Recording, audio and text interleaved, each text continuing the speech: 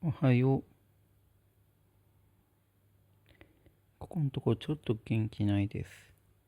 だけど、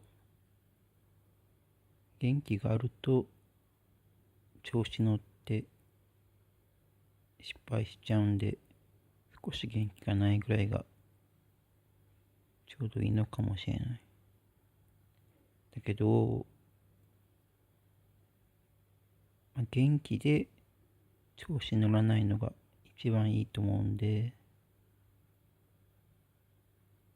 そうなれるようになるようにしたいと思います。今日は一日晴れになってるけど、今のところまだなんか薄曇りなんで、本当に晴れるのかなって感じだけど、多分この後晴れてくるんだと思うんで、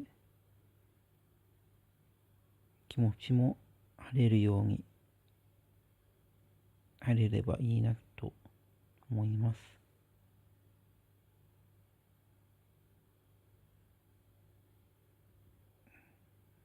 おはよう。